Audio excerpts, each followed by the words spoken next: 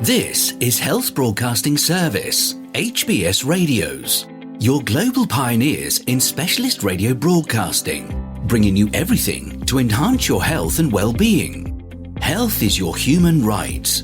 HBS, your partners in everything about your health and well-being.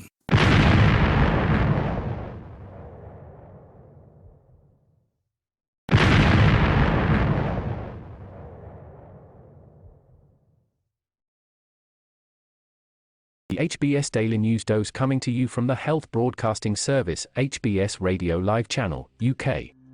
Analysis. US move to negotiate drug prices, a rare defeat for Big Pharma.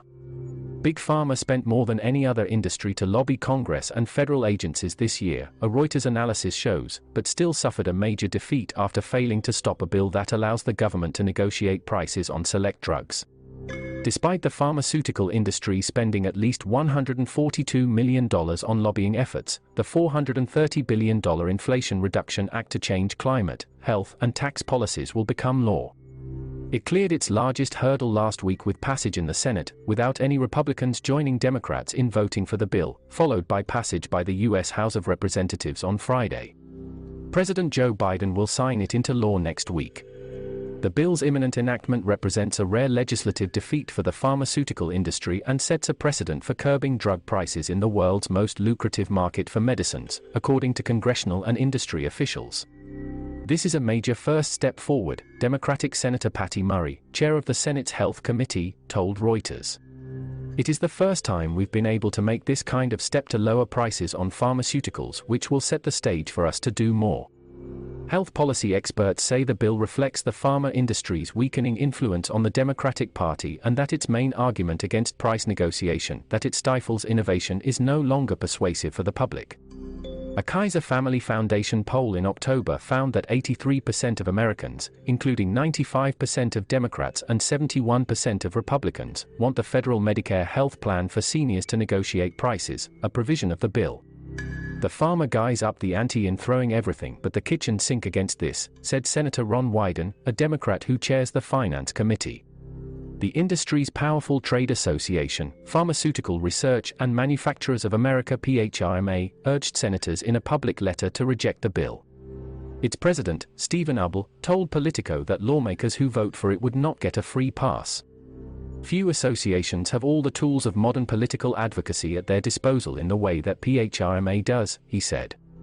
A PHRMA spokesperson said the group would continue to work with all lawmakers. He did not address Ubble's comments about holding lawmakers accountable. We may not agree on every issue, but we believe engagement and dialogue is important to promoting a policy environment that supports innovation, a highly skilled workforce and access to life-saving medicines for patients, said spokesperson Brian Newell in an email. Pharma's plan. A Reuters analysis of lobbying and campaign contribution data from Open Secrets shows that the pharmaceutical industry spent at least $142.6 million on lobbying Congress and federal agencies in the first half of 2022, more than any industry, and at least $16.1 million on campaign contributions during the current midterm election cycle that started in January 2021. Almost two-thirds of the money spent on lobbying, around $93 million, came from PHRMA and its member companies. The pharma campaign argued that prescription drugs do not contribute to inflation, citing an average 2.5% rise in drug prices in the past year compared with a 17% rise in health insurance prices. Critics say the figures combine high-priced brand-name drugs with much lower-cost generics, masking the impact on patients' costs. A KFF study estimated that prices increased faster than inflation for half of all drugs covered by Medicare in 2020. The industry has long warned that price curbs in the US market would hamper companies' ability to invest in developing new drugs. With help from Democrats backed by the industry, the bill's provision for drug price negotiations was scaled back in November, allowing Medicare to focus on an annual maximum of 20 of the costliest medicines by 2029, instead of an initial proposal to help reduce prices for 250 treatments. Opponents to the more dramatic curbs included Senator Kyrsten Sinema and Representative Scott Peters, two of the biggest recipients of industry donations, at more than $201,000 and $320,000, respectively, according to Open Secrets data. We created a good space for investors to be able to recoup their investment, which continuously has set out to develop new drugs, Peters told Reuters. I still think they came out okay on this. What now?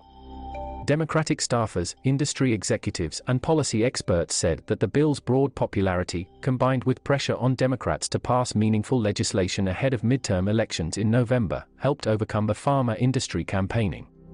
With this vote, I would imagine pharma realizes they do not have a lot of friends left among Democrats, said Larry Levitt, vice president for health policy at KFF. Pharma sees this as the camel's nose under the tent, and it probably is. The industry will likely try to mitigate the effects of the bill as much as possible, policy experts said. They will prosecute this through the courts.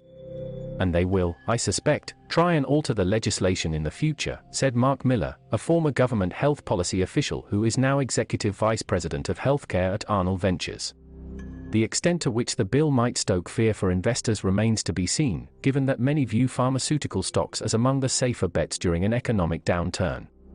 Sentiment is at a multi-year high for the US pharma, and we do not view the IRA drug reform as significantly changing investor positioning, a note from JP Morgan analyst said. Feel free to connect with us on our Facebook platform at Health Broadcast and our website at www.healthbroadcastingservice.com. And please remember to press the subscribe button to stay abreast of timely, vital, and authentic health news developments from around the world, delivered to you by the Health Broadcasting Service UK, on our YouTube channel. We will bring more updates as news develop. Stay safe and remain healthy. Bye for now.